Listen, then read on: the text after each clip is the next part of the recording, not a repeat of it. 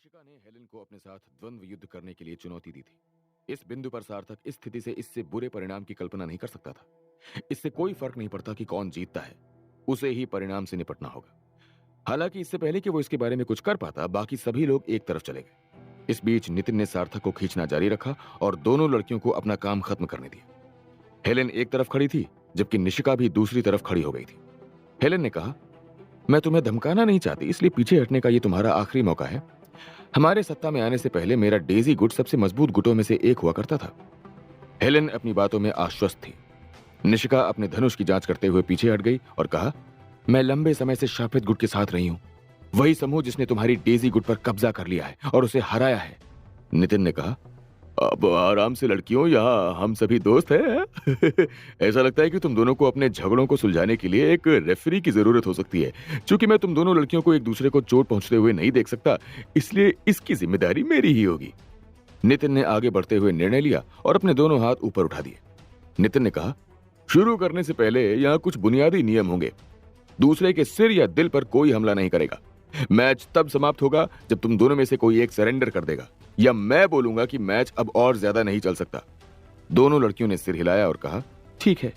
नितिन दोनों हाथ नीचे झुकाते हुए चिल्लाया, तो ठीक है फिर, 3, 2, 1 शुरू करो।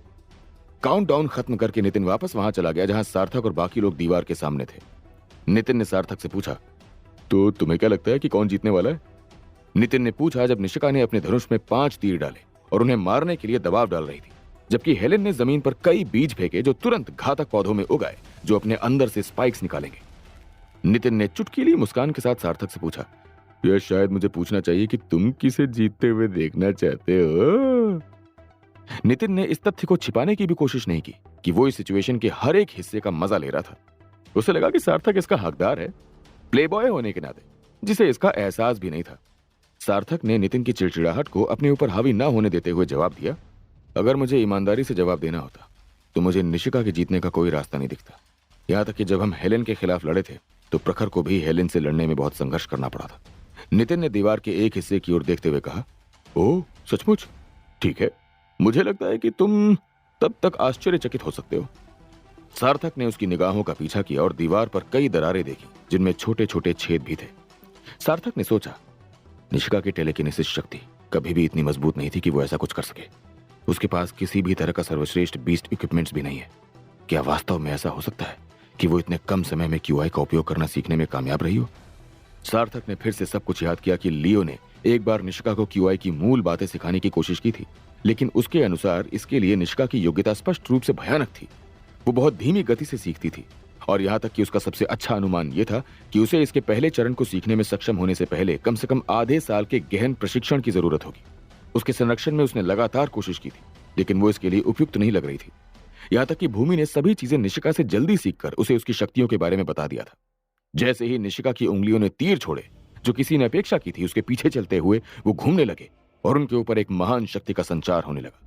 हेलेन के फूलों ने तीरों से टकराने की कोशिश में अपने स्पाइक्स निकाल दिए, लेकिन जब दोनों टकराए तो एक स्पष्ट अंतर दिखाई दिया जो ज्यादा मजबूत था, और वो तीर उन फूलों के तनों को छेदते हुए आगे बढ़ते रहे, जिससे वो फूल सिकुड़ गए। फिर भी तीर चलते रहे और उनके पीछे की दीवार से टकराए, लेकिन एक तीर ने अचानक से दिशा बदल ली और अब वो सीधे हेलेन की ओर जा रहे थे। हेलेन ने कहा, मैं देख रही हूं, तुम्हारे अंदर कुछ तो बात है। हेलेन ने उसकी प्रशंसा की और ठीक उसी समय उसने अपना चाबुक निकाला और उसे तोड़ दिया। लकड़ी के हिस्से से तीर मारकर उसे आधा तोड़ दिया। उसका चाबुक इतना तेज और मजबूत था कि वो तीरों को तेज सिर पर लगे बिना ही नष्ट कर रहा था। कुछ ऐसा कि अगर निशिका जीतना चाहती है तो उसे यह पता लगाना होगा कि इससे कैसे पार पाना है। जल्द ही उसने दौड़ना शुरू कर दी, लेकिन यह उसकी सामान्य गति से थी। वो धीमी नहीं हुई और तीर चलाती रही।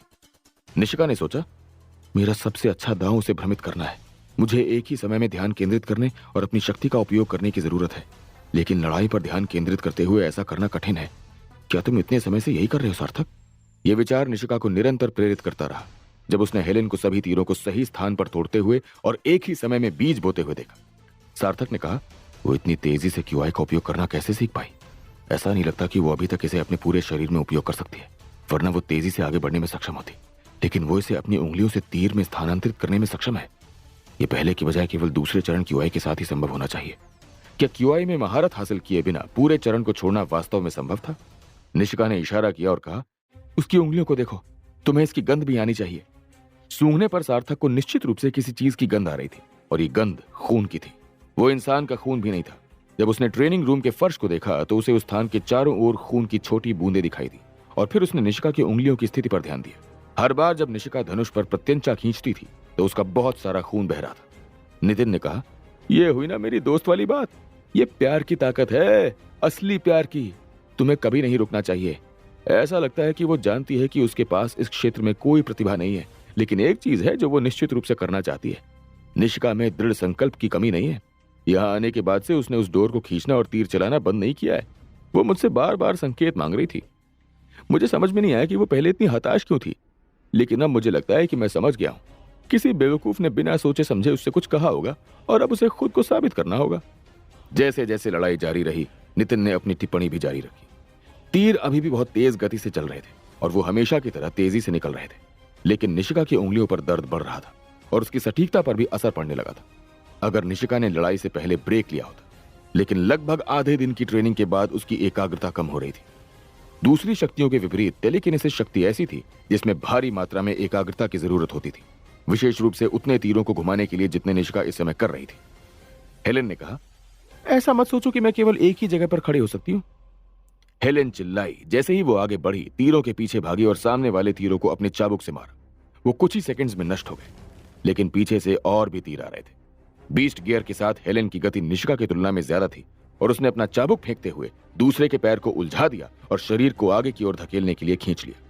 हेलेन ने निशिका के सामने खड़ी होकर कहा, मैं जीत गई लड़की। हालांकि निशिका का काम अभी पूरा नहीं हुआ था। पीछे से तीर अभी भी हेलेन की ओर आ रहे थे।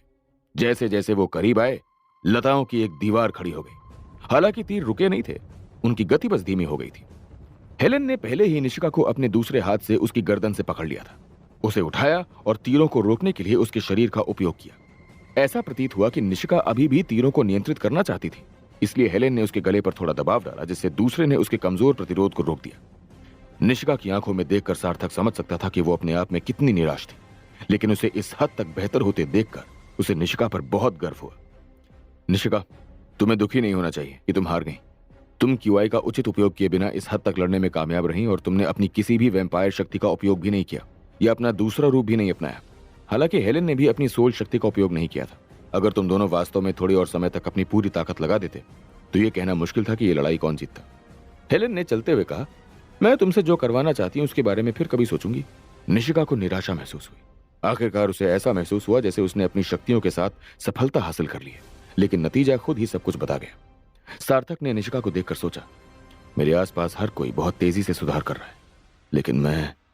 जब सार्थक आगे जाकर उसे सांत्वना देने के लिए तैयार था, तभी जहाज में एक निश्चित अलार्म सुनाई दिया। अलार्म के साथ एक अनाउंसमेंट भी सुनाई दिया, हर कोई ध्यान से सुने। वर्ल्ड लीडर ओमकार के पास घोषणा करने के लिए एक महत्वपूर्ण संदेश है। प्लीज आप जो भी कर रहे हैं उसे रोकें और ध्यान से सुने। वर्ल्ड लीडर के पास घोषणा करने के लिए एक महत्वपूर्ण और जरूरी संदेश है। शापित जहाज के हर कमरे में बड़ी होलोग्राम स्क्रीन दिखाई दी और छाती से लेकर चेहरे तक, चेहरे पर गंभीर भाव लिए ओमकार स्क्रीन पर मौजूद दिख रहा था। ओमकार ने सबके सामने आकर कहा, मुझे उम्मीद है कि हर कोई ठीक है। आप सभी डामिस एलियन हमले के बारे में चिंतित होंगे, लेकिन फिलहाल मैं आप सभी के साथ एक महत्वपूर्ण संदेश और चेतावनी साझा करने के लिए आया हूं। राठौर परिवार के साथ हाल ही में जो कुछ हुआ है उसकी खबर पहले ही फैल जानी चाहिए थी। हमने हर किसी को इस बात से अवगत कराने का निर्णय लिया है कि वास्तव में क्या चल रहा है। अब समय आ चुका था जब पूरी इंसानी जाति को शापित गुट के बारे में असलियत का पता लगने वाला था, क्योंकि ओमकार का यह संदेश पूरी इंसानी जाति के बीच चलाया जा रहा था और वो सभी इसको बहुत अचंभे से सुन रहे थे। अब ओमकार का यह संदेश हर जगह छाया हुआ था। मतलब जहां भी गुट का अड्डा क्यों ना हो, कोई दूर तक अंतरिक्ष यान क्यों ना हो, या भले ही आप इस समय स्कूल के शौचालय में भी क्यों ना बैठे हो, यह संदेश हर जगह फैला दिया जा रहा था। यदि किसी के पास स्क्रीन तैयार नहीं थे जहां वो थे, तो यह संदेश उनकी घड़ी पर दिखाई दे रहा था, और यदि उनके पास वो भी नहीं था तब भी संदेश को मिस करना असंभव था, क्योंकि यह हर जगह इंटरकॉम पर भी चलाया जा रहा था। सभी लोग सुन रहे थे, जिससे सैम बहुत नाराज हुआ था। उसने कहा, वो अभी ही सबको संदेश क्यों भेजना चाहता है? आखिर ओमकार चाहता क्या है? मैं सोच रहा था कि जब सार्थक और बाकी लोग चले जाएंगे तब मैं इसी बीच खुद इस गुट को शांति से समझाऊंगा कि क्या हुआ, कैसे हुआ, क्यों हुआ और हम क्या है। लेकिन ये ओमकार ने पूरा काम खराब कर दिया। अब सभी लोगों को ऐसा लगेगा कि हम अपने ही लोगों से चीजें छिपाने लगे हैं, जबकि ऐसा बिल्कुल नहीं है। क्या ओमकार की इस घोषणा के बाद शापित गुट का नाम खराब हो जाएगा? क्या अब हर कोई शापित गुट से आंखें चुराने लगेगा? क्या सार्थक की इतनी कोशिशों और मेहनत पर पानी फिर जाएगा? क्या सार्थक के सारे एहसान बेकार हो जाएंगे? लोग अब शापित गुट को एक गाली की तरह लेंगे या फिर उनका सम्मान करेंगे? क्या होगा आगे, जानने के लिए सुनते रहिए ये मजेदार और अद्भुत कहानी माई वेम्पायर सिस्टम सिर्फ और सिर्फ पॉकेट एफएम पर।